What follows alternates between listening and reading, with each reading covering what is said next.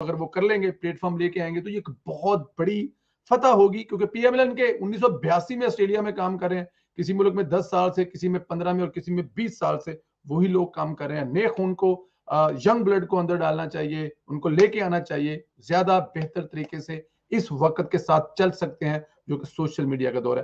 दोस्तों, इमरान खान साहब की तकरीर कराची में, आज एक हारे हुए इंसान की तकरीर थे।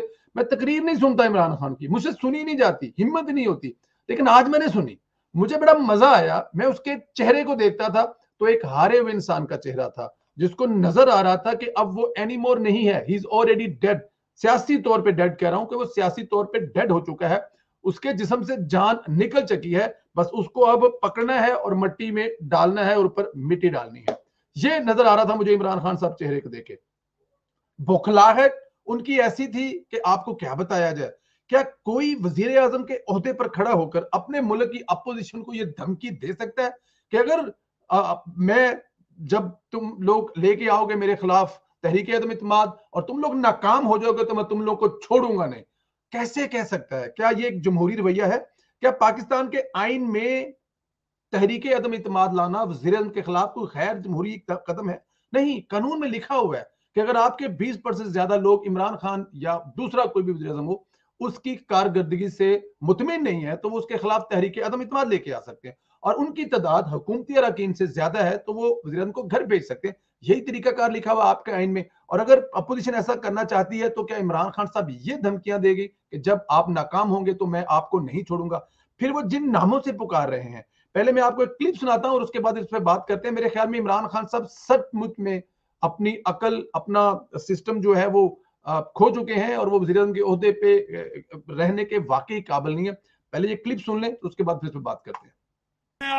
आगे की तैयारी की हुई है। अदम एतमाद की तहरीक जब इंशाल्लाह ये जब हम जीतेंगे, उधर मैं रुकूंगा नहीं, मैं इनके पीछे जाऊंगा, मैं इनको छोड़ूंगा नहीं। अब क्या ये एक वजीर आजम है जो कह रहे हैं कि मेरे खिलाफ जो तहरीक अदम इत्मीनाद लेके आ रहे हैं, मैं वो जीत जाऊंगा तो मैं इनको छोड़ूंगा नहीं, और बल्कि मैंने इससे आगे का सोचा हुआ है? भाई, आप अवाम की खिदमत करने आए हैं, आपने अवाम की खिदमत करनी है। आप पिछले 3.5 साल से अपोजिशन के हर बड़े लीडर को उठाकर जेल में फेंक चुके हैं। किसी से करप्शन का अगर रुपया निकाला है, अरब निकाला है, खरब निकाला है, तो बताएं अवाम को कितना पैसा लिया है आपने, कौन से पैसे कहां गलत इस्तेमाल हुए।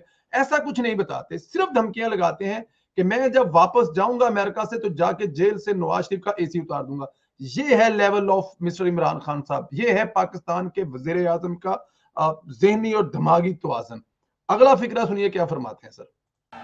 जो अब तक मेरे हाथ बंधे हुए थे, फंसे हुए थे, कभी ये मसला, कभी दुनिया का, अब जिस तरह मैंने बताया कोरोना आ गई तो लॉकडाउन हो, मेरे अब हाथ, वो जो जंजीर बली हुई थी ना, वो अब खुल जाएगी।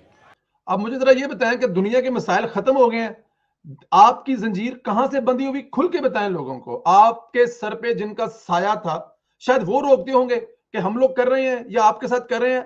अब आप क्या कर लोगे जब आपके सर पे साया ही नहीं है? आपकी तो कोई बात नहीं मानेगा, आपकी अपनी पार्टी आपसे नहीं संभाली जा रहे, आपके एमएलए नहीं संभाले जा रहे, आपसे अपने इत्तेहादी नहीं संभाले जा रहे। शायद यही वजह है कि आप वहशी हो रहे हैं और धमकियां लगा रहे हैं कि मेरे हाथ खुल गए, मैं किसी को नहीं छोड़ूंगा। और मैंने, सुने, पहला मेरा टारगेट होगा जिसके ऊपर बड़ी देर से, जो मेरी बंदूक की नशिश पे बड़ी देर से उसके ऊपर आया हुआ, वो है, ये बंदूक के निशाने पर कहना था, क्योंकि इस बेअकल और जाहिल इंसान को यही नहीं पता कि बंदूक की निशस्त नहीं, बंदूक का निशाना होता है, इसको इतना नहीं पता, और ये अपने आप को वज़ीर आज़म कहता है। आसिफ अली जरदारी। अब अंदाजा करें, मुल्क का वज़ीर आज़म कह रहा है कि मेरे बंदूक के निशाने पर मुल्क का साबिक सदर है, वट एवर आपसे उससे इस्लाफ कर सकते हैं, मेरे निशाने पर मुल्क का साबिक वज़ीर आज़म है, जब मैं आऊंगा तो मैं उसको फायर करूंगा, वो मेरे निशाने पर है। ये कौन कह रहा है? मुल्क का वज़ीर आज़म खड़ा होकर डायस पर कह रहा है अवाम के सामने। इसका मतलब है कि कल आसिफ अली जरदारी को कुछ होगा तो इमरान खान साहब उसके जिम्मेदार होंगे। आगे सुनिए जरा।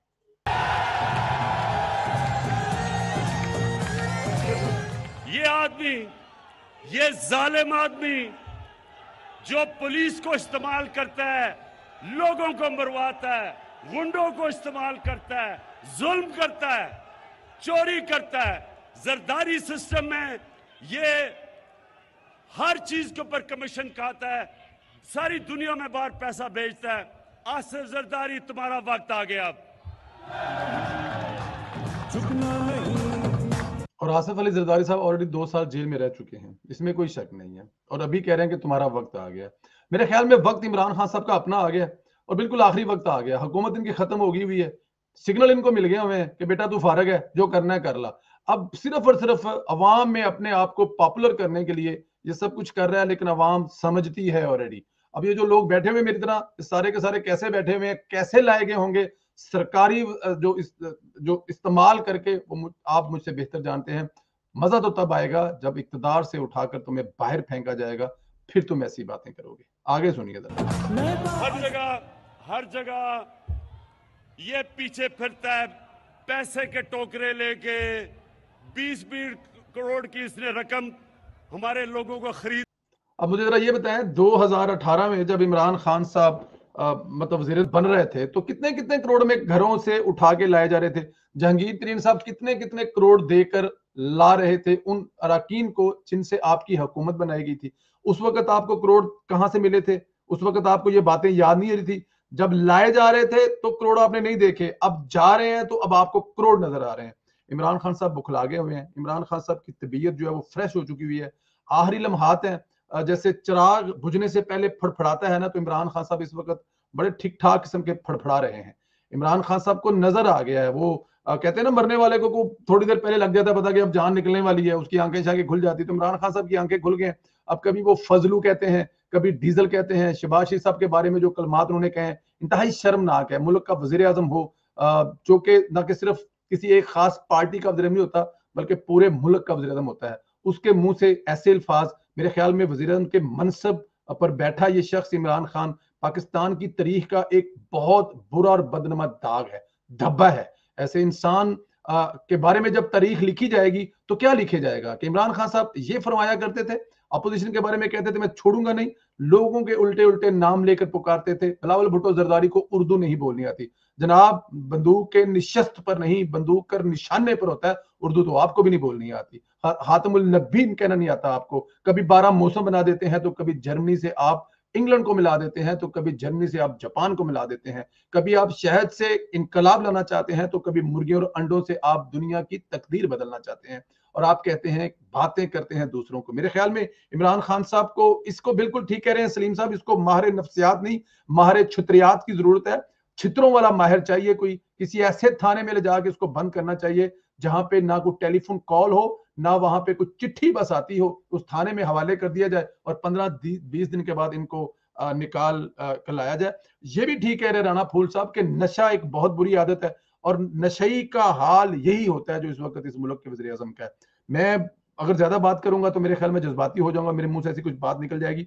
लेकिन इमरान खान साहब जो है वो फारिग हो चुके हैं, अपोजिशन कामयाब हो चुकी हुई है। आज का जलसा इमरान खान साहब का एज अ अपोजिशन का जलसा था, जैसा कि वो फरमा चुके हैं कि वो अगली तैयारी कर रहे हैं। अब अगली तैयारी क्या कर रहे हैं? अपोजिशन में बैठने की तैयारी कर रहे हैं। बैठने की तैयारी नहीं कर रहे हुए, अपोजिशन में बैठ चुके हैं। इस बात का भी इंतजार नहीं कर रहे कि उनके खिलाफ तहरीक आए, वो नाकाम हो और फिर जाएं अपोजिशन में। वो इंतजार नहीं कर रहे, उनको बहुत जल्दी है, क्योंकि उनको ऑलरेडी पता लग गया हुआ है कि उनके पंजाबी जी कहते हैं ना कि दाने मुक गए हैं। क्या खूबसूरत शेर मरियम नवाज में जाने से पहले तमाम दोस्तों की नजर वो शेर जो आज मरियम नवाज ने ट्वीट किया, मेरे ख्याल में इस पे तो कम से कम वो पूरा पूरा उतरता है। कभी अर्श पर, कभी फर्श पर, कभी इनके दर पर, कभी दर बदर। कभी अर्श पर, कभी फर्श पर, कभी इनके दर और कभी दर बदर। गमे कुर्सी तेरा शुक्रिया, हम कहां कहां से गुजर गए, हम कहां कहां से गुजर गए। ये किस लिए कहा है कि एमकेएम जिसको ये कहता था कि ये इनसे कोई बात नहीं करता, ये मीडिया वालों को मारते हैं, ये टेररिस्ट हैं, जिनके खिलाफ इंग्लैंड में केस लेके चला गया था, आज उनके घर पे जाके चाय पीने गया हुआ था। और उन्होंने आज इससे मिलने के बाद सुबह जरदारी साहब से भी टाइम बना लिया है। नेशनल पार्टी बलोचिस्तान के लीडरान ने इसको मिलने से इनकार कर दिया है। पीर पगड़ा साहब ने आज सिंध में इसको मुंह नहीं लगाया। चौधरी बरादरान, नवाज शरीफ, शहबाज शरीफ के तरले मिनते करे जा रहे हैं कि हमें किसी भी सूरत में अपने साथ एडजस्ट कर लो, हम अपनी पार्टी का नाम खत्म करते हैं, हम लोग पीएमएलएन का हिस्सा बनने के लिए तैयार है, काफ लीग का नाम खत्म करने के लिए तैयार है। अपने लोग संभाले नहीं जा रहे हैं, दर बदर पे घूम रहा है, ना कोई पीर काम आ रहा है, ना कोई तवीज काम आ रहा है, ना कोई चुड़ैल काम आ रही है, ना कोई जिन काम आ रहा है, क्योंकि दिन खत्म हो चुके हैं। असल में वो लोग जो एक्चुअली वो लोग इस मुल्क के तबाही के जिम्मेदार हैं, जिनका इसके सर पर हाथ था। कितनी बड़ी ज्यादती है, एक ऐसे इंसान को हमारे सरों पर पिछले 3.5 से मुसल्लत किया हुआ था, जिसने इस मुल्क की इकोनॉमी तबाह कर दी, जिसने इस मुल्क के नौजवानों का अखलाक तबाह कर दिया, जिसने पूरी दुनिया में हमें तनहा कर दिया। हमारे दोस्त चाइना से लेके, ईरान से लेके, सऊदी अरब से लेके, मतलब जितनी भी लिस्ट गिनाई जाएगी सबसे हमें दूर कर दिया। हमारे मुल्क की करेंसी का बेड़ा गर्क कर दिया, हमारे मुल्क पर कर्जों का एक अंबार चढ़ा दिया। एक नई सड़क ईंट नहीं लगाई इस बंदे ने। पैसा जितना इकट्ठा किया, खुद इकट्ठा किया और लाने वालों की जेबें भरी। लाने वाले तो अमीर से अमीर हो गए, इमरान खान साहब भी अमीर हो गए, जो इनके साथ थे वो भी अमीर हो गए। कराची में पहले कहते थे एमकेएम वाले, अभी ये जैदी साहब जो जैसे लोग हैं, इनको देखिए इनकी क्या औकात है। काउंसलर ये मुंतहब नहीं हो सकते, वजीर बने हुए हैं, अरबों खरबों में ये कमा गए हैं। नुकसान किसका हुआ? एक आम पाकिस्तानी का। नुकसान किसका हुआ? मेरा। नुकसान किसका हुआ? आपका, भाई का, बहन का, सबका नुकसान हुआ। इमरान खान साहब रज गए और अभी वो चले जाएंगे ये कह करके मुझे अपोजिशन ने काम नहीं करने दिया, मैं अभी काम करने लगा था और मेरे खिलाफ आलमी साजिश होगी। आलमी साजिश किया क्या आपने भाई? एटम बम चला दिया जो आपके खिलाफ आलमी साजिश होगी। आपने क्या सी पैक मुकम्मल करा दिया कि आपके खिलाफ आलमी साजिश होगी? आपने चीनी लूटी, आपने आटा लूटा, आपने पेट्रोल महंगा किया, आपने डीजल महंगा किया, आपने लोगों के मुंह से नवाले छीने और आप कहते हैं कि मेरे खिलाफ आलमी साजिश होगी। कौन सा ऐसा काम किया था? इस्लामिक बैंक बना दिया था, इस्लामी मीडिया अलहदा कर दिया था, क्या ऐसा कोई नया डॉलर निकाल लिया था, क्या कोई ऐसी नई करेंसी निकाली थी? कौन सा ऐसा काम कर लिया जो आलमी साजिश हो रही है? एक तरफ कहते हैं मेरे खिलाफ आलमी साजिश हो रही है और दूसरा कहते हैं कि मेरी दुआओं का नतीजा है कि मेरे खिलाफ अपोजिशन इकट्ठी हो गई है। इस इंसान का वाकई दिमागी तवाज़ुन खराब है। इस इंसान को वाकई किसी माहिर नफ्सियात के साथ, माहिर छित्रौल की जरूरत है, जो इसका इलाज भी करे और इसकी छित्रौल भी करे। इससे ज्यादा मेरे ख्याल में कहना मुनासिब नहीं होगा। दोस्तों इंशाल्लाह कल हमारे साथ अनीक नाजी साहब होंगे। वो बहुत गर्म है आजकल इमरान खान साहब पे। मैं उनके क्लिप देखता हूं तो मुझे लगता है कि वो कहीं इमरान नाजी उनके सामने आ जाए और उनको गिरबान से ना पकड़ लें। तो कल हमारे साथ अनीक नाजी साहब होंगे। कल तक के लिए इजाजत दें, अपना ख्याल रखें। खुदा हाफिज़ दोस्तों।